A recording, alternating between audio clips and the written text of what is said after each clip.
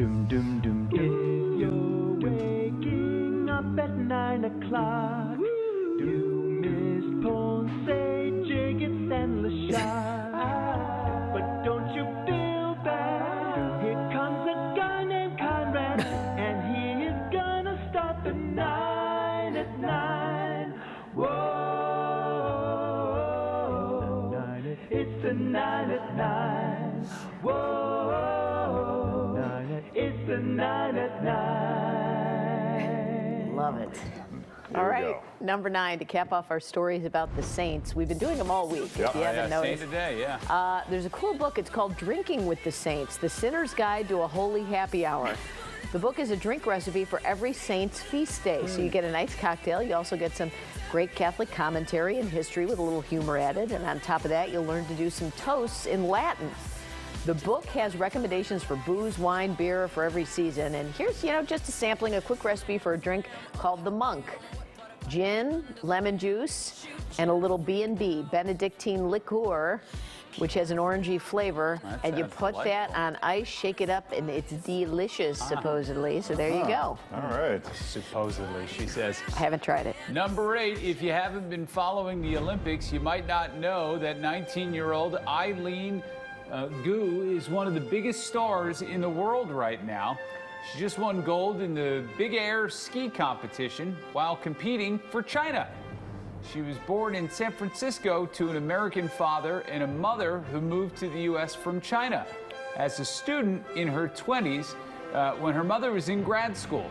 She tried skiing for the first time and then brought little Eileen along. Eileen chose to ski for China to inspire Chinese kids and unite people. They love her over there, in part because she speaks fluent Mandarin. Oh, and also she's a model, appearing in Vogue and in campaigns for Tiffany and Louis Vuitton. Now, Eileen says, when I'm in the U.S., I'm American, but when I'm in China, I'm Chinese.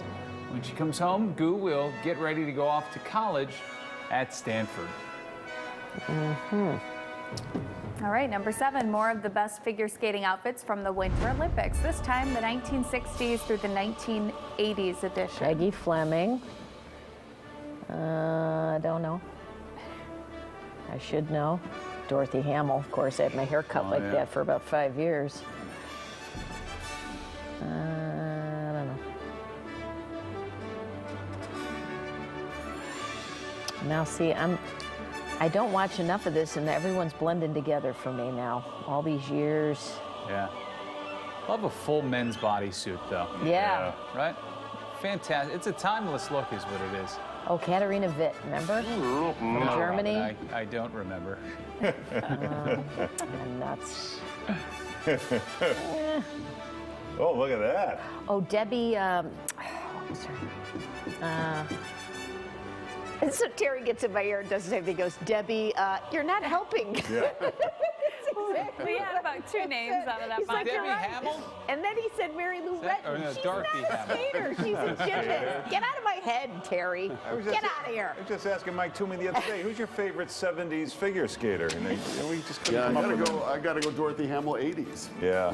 Peggy Fleming was good. Oh, Debbie Thomas, he says. Yeah. That's who it was. Yeah, but he also said Mary Lou Retton. Yeah. I don't trust him. Number 6, supply chain issues are leading to some strange grocery store substitutions.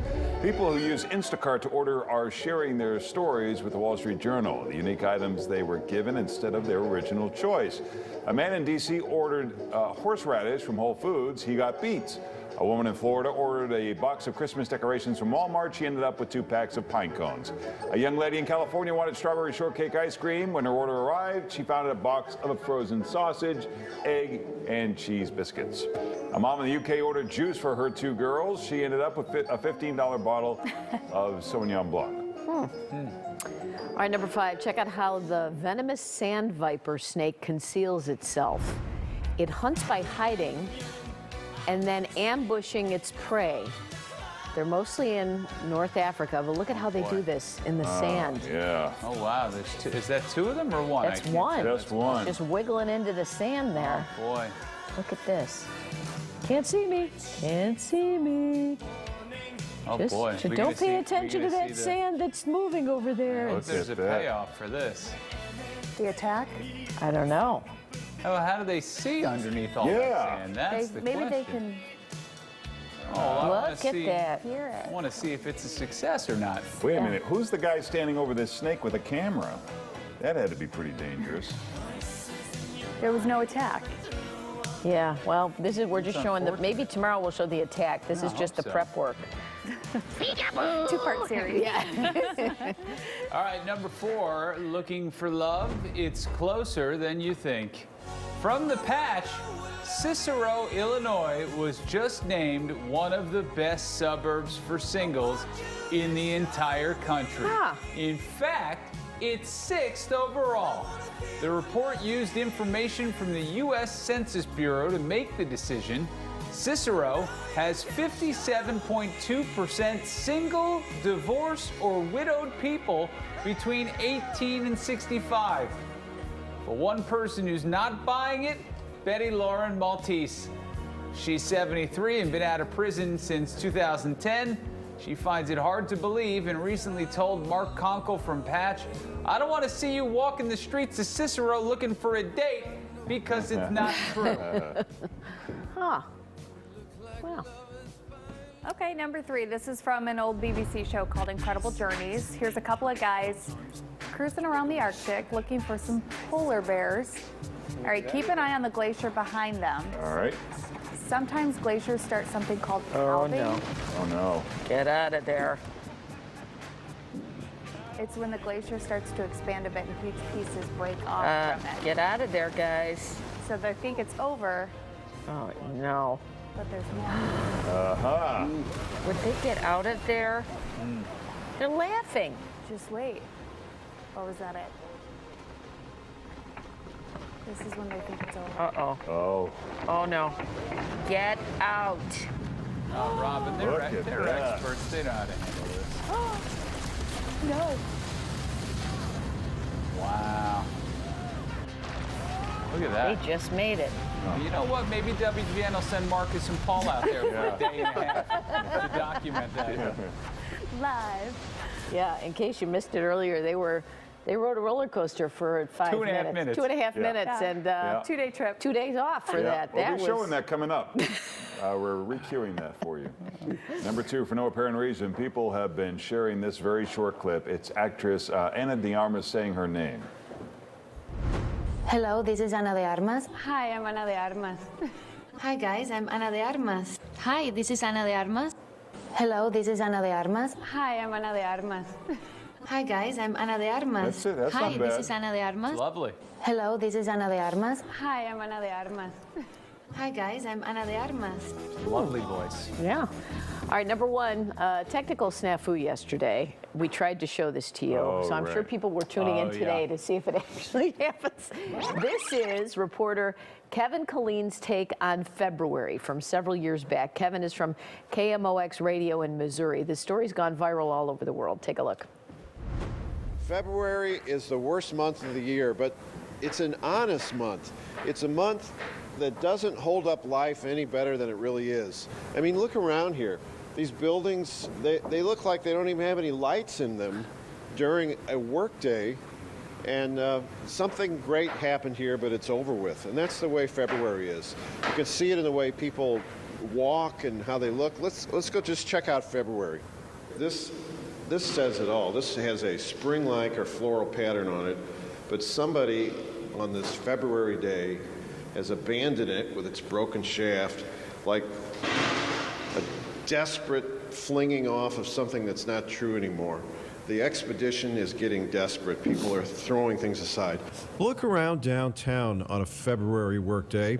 This looks like a place where people who are being punished are sent. If you notice the way people cross the street in February, it's different than in the summer. Nobody is tap dancing or breaking into a Rodgers and Hammerstein song. It's their lunch hour and they're just barely able to get across the street and hunker over a bowl of chili. Carbohydrates are big this time of year. Also, lotions, because everybody is itchy and tired and irritable. Even the land is tired in February. Most of the birds who can afford it have gone to Florida.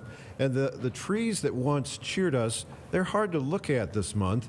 It's as if there is some awful truth out there in the trees It's hiding in the branches. Look at them. Something that's been bothering you for a long time is out there. What is it?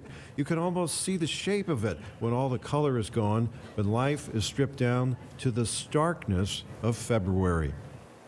To try to hide the bleakness of February, man invented Valentine's Day and also Mardi Gras. But then February answered back with another holiday, Ash Wednesday. What other month could host a holiday that's designed to remind us that we're all going to die? That's February for you. It is bleak, it is honest, and it just tells you the way it really is. My father used to have a saying that if you can live through February, you'll live another year. With a whole other story, I'm Kevin Killeen. Oh. Wow. Hey, he's got just the right disposition for this show. Yeah, he You know, it's a long way to get there in that piece, but Long way to go. grooming. I think he would fit in perfectly here. Wah, wah. Yeah. Well, that's the 9 at 9. It's the